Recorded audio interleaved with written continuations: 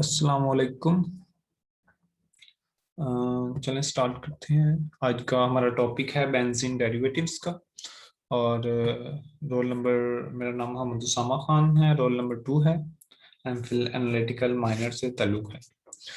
तो सबसे पहले हम देखते हैं कि हम मॉलिक्यूलर स्ट्रक्चर्स को देखते हुए कैसे हम जो है सिर्फ मॉलिक्यूलर फार्मूला को देखते हुए जज कर सकते हैं कि ये बेंजीन का फार्मूला है। तो ये 3-4 फार्मूलेस जो हमें दिए हुए हैं, तो इनमें से आप जल्दी से बताएं कि कौन सा पॉसिबल स्ट्रक्चर हो सकता है, इनमें से कौन सा बेंजीन का स्ट्रक्चर हो सकता है। आई थिंक आपको पता चल गया होगा कि इनमें से कौन सा स्ट्रक्चर है। अगर आपको नहीं भी पता चला तो कोई बात नहीं, नेक्स्ट स्लाइड में आपको पता चल जाएगा कि क्या क्राइटेरिया होता है हमारा चेक करने का कि बेंजीन है या नहीं। तो जो मॉलिक्यूलर फार्मूला होता है उसमें जो कार्बन एटम्स हैं वो 6 या 6 से ग्रेटर होने चाहिए। जाहिर है अगर 6 या 6 से ज्यादा होंगे तभी बेंजीन बनेगी। और दूसरी चीज हम चेक करते हैं कि उसका जो डबल बॉन्ड इक्विवेलेंस है वो 4 या 4 से ज्यादा होना चाहिए। और तीसरी चीज, बेंजीन का सिग्नल जो है वो 7 और 8 की रेंज में आता है। ये 3 कंडीशंस जब पूरी होंगी तो हम कह सकते हैं कि हमारे पास एक बेंजीन आई है। तो सबसे पहले चलिए शुरू करते हैं कैसे हम double bond equivalence step by step कर सकते हैं।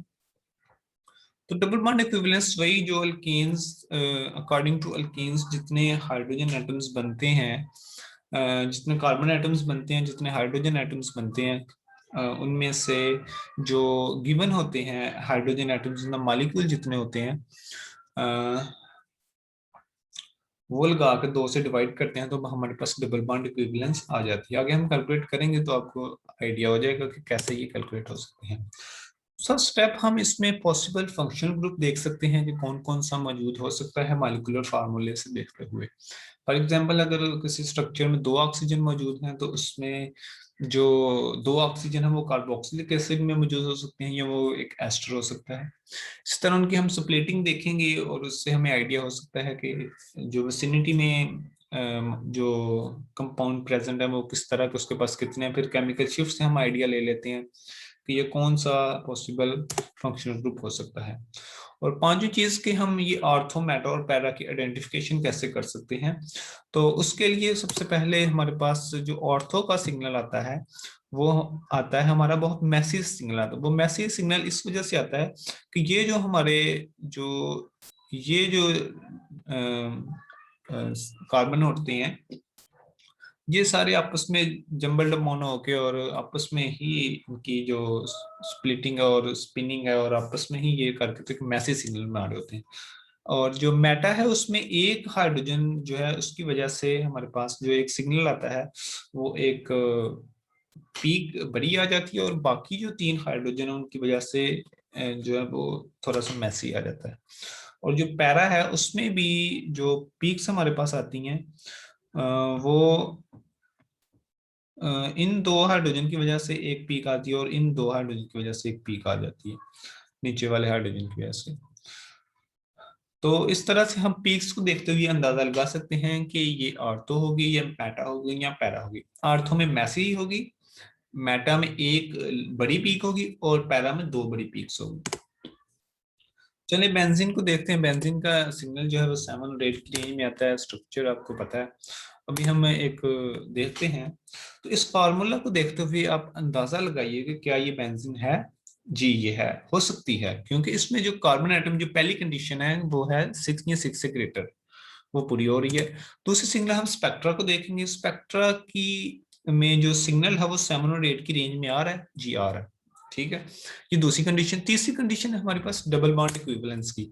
तो डबल बॉन्ड इक्विवेलेंस वही कि 7/2 14 और 2 16 माइनस जितने हमारे पास इस वक्त प्रेजेंट है 6, तो डिवाइड बाय 2 करेंगे तो 5।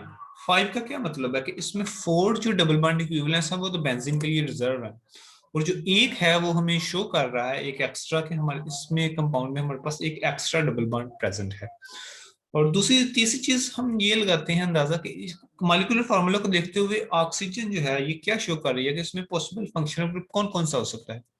तो ऑक्सीजन के लिए possible functional group aldehyde, ketones या अल्कोहल हो सकते हैं। और इसके बाद इनको स्टेप बाय स्टेप करने के बाद हम देखेंगे कि इसमें जो स्पेयर कार्बन एटम्स बचते हैं वो कौन कौन से हैं। तो जो स्पेयर कार्बन एटम्स हैं वो एक कार्बन बच गया है, क्योंकि 6 कार्बन जो है वो बेंजीन बनाने में यूज हो गए और एक कार्बन बच गया। 5 हाइड्रोजन जो है वो बेंजीन बनाने में, और एक हाइड्रोजन बच गया और एक ऑक्सीजन है।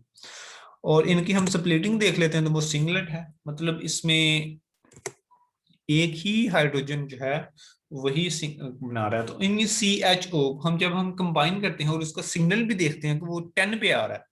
मतलब अगर अल्कोहल होती तो इसका सिग्नल 1 से 4 5 की रेंज में आना था, जबकि एल्डिहाइड का सिग्नल हमें पता है कि ये 10 की रेंज में आता है। तो हम यहाँ से कंफर्म हो गया कि यहाँ पे एक एल्डिहाइड है। और एल्डिहाइड भी कैसे कंफर्म हुआ कि हमने डबल बॉन्ड इक्विवेलेंस से देख लिया कि इस पे जो है वो एक डबल बॉन्ड भी प्रेजेंट है, और डबल बॉन्ड जो है वो ये CO हो गया। तो हमारे पास बेंज़ल्डिहाइड का स्ट्रक्चर आ गया।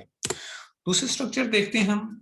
इसमें भी मॉलिक्यूलर फार्मूला को देखते हुए कह सकते हैं कि जी ये बेंजीन हो सकता है क्योंकि 6 से ज्यादा कार्बन है, और फिर 7 और 8 की रेंज में सिग्नल आ रहा है। ठीक है, दूसरी कंडीशन भी पूरी। तीसरी डबल बॉन्ड इक्विवेलेंस, और 8 8 16 17 18 -8 हाइड्रोजन।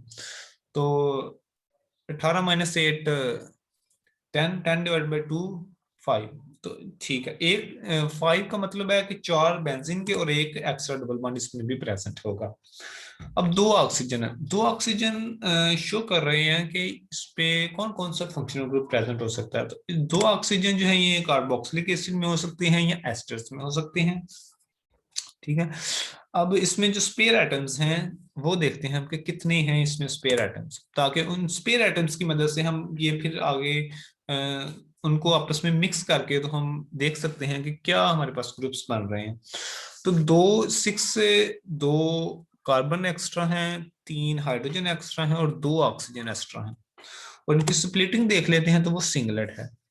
और सिंगलेट भी किसकी रेंज में, 3 और 4 की रेंज में। सिंगलेट का मतलब कि इसमें CH3 ग्रुप जो है वो एक प्रेजेंट होगा, और इसमें कार्बोक्सिलिक एसिड नहीं प्रेजेंट हो सकता, क्योंकि कार्बोक्सिलिक एसिड की सिग्नल स्ट्रेंथ जो है वो 10 12 से नेक्स्ट आती है।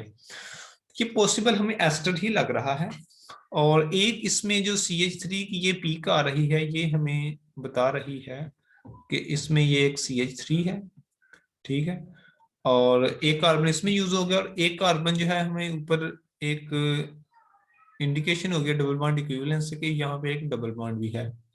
तो एक कार्बन यहाँ पे यूज हो गया, और जो ये CH3 है ये हमें बता रहा है कि ये किसी इलेक्ट्रोनेगेटिविटी एटम की विसिनिटी में है।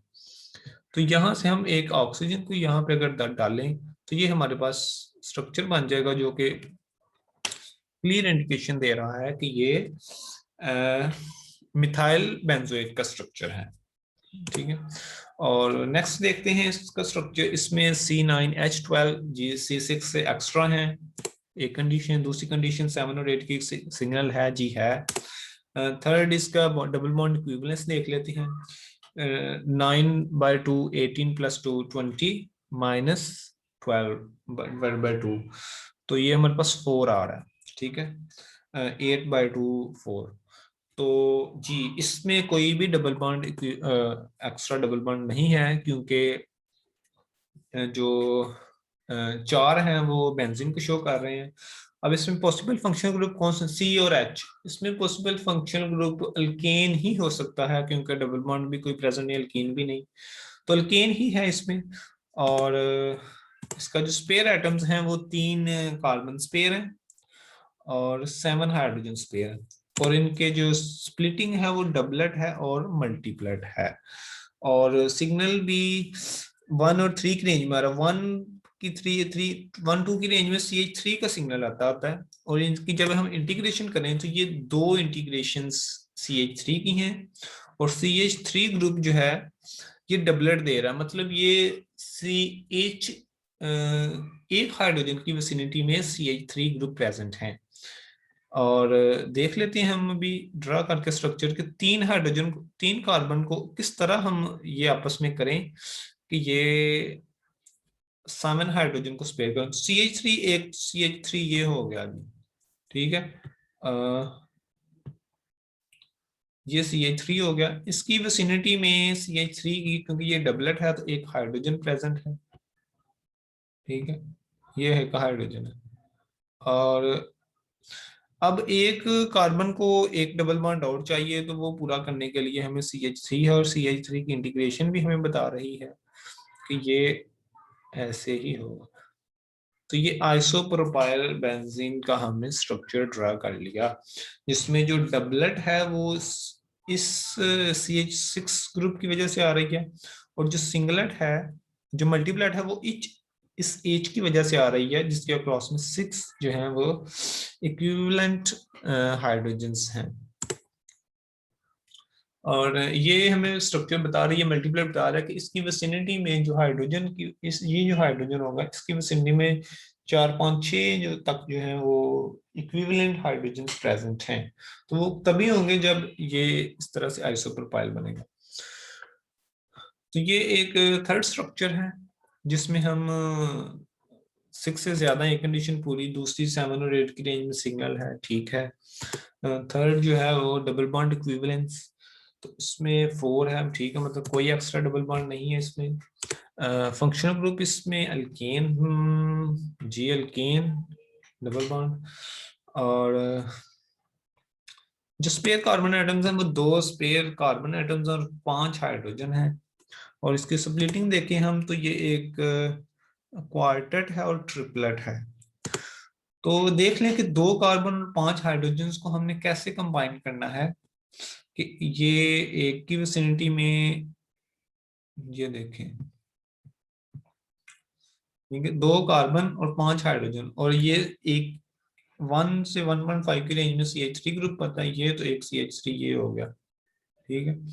और बाकी जो 2 हाइड्रोजन बच गए हैं वो यहाँ पे आ जाएंगे इस कार्बन के साथ। तो ये हमारे पास इथाइल बेंजीन का स्ट्रक्चर आ जाएगा। अभी जो ये भी स्ट्रक्चर है 6 से ज्यादा ग्रेटर है, ये इसका 7 और 8 की रेंज में है, ठीक है। डबल बॉन्ड इक्विवेलेंस 5 है, मतलब इसमें एक एक्स्ट्रा डबल बॉन्ड है। पॉसिबल स्ट्रक्चर एक एक्स्ट्रा डबल बॉन्ड है, तो ये अल्कीन फर्स्ट। और स्प्लिटिंग इसमें स्पेयर कार्बन एटम्स जो हैं वो 2 स्पेयर हैं और 3 हाइड्रोजन हैं। और इनकी जो स्प्लिटिंग है वो डबलेट है और डबलेट ऑफ डबलेट है, ठीक है। और स्ट्रक्चर देख लें हम, 2 जो हैं वो कार्बन एटम्स हैं इसमें, ये 2 कार्बन एटम्स, ठीक है। और 2 कार्बन एटम्स के अक्रॉस जो है वो डबल बॉन्ड है, 1 एक्स्ट्रा डबल बॉन्ड, तो ये एक एक्स्ट्रा डबल बॉन्ड आ जाएगा। और देखें कि इस स्ट्रक्चर से 5 और 6 की रेंज में 2 सिंगलर आ रहे हैं, 2 सिंगलर और दोनों ही डबलेट, मतलब कि 2 हाइड्रोजन एटम्स हैं, ये जर्मिनल पे ही प्रेजेंट होंगे, कि ये आपस में ही कंबाइन करके बना रहे हैं। और इसमें एक हाइड्रोजन स्पेयर है, एक हाइड्रोजन बच गया, वो यहाँ पे आ जाएगा हमारे पास, तो ये सिस ट्रांस स्ट्रक्चर आ जाएगा, जिसमें ओके। सो नेक्स्ट यही था आज के लिए। थैंक यू सो मच, आपके वक्त का बहुत शुक्रिया।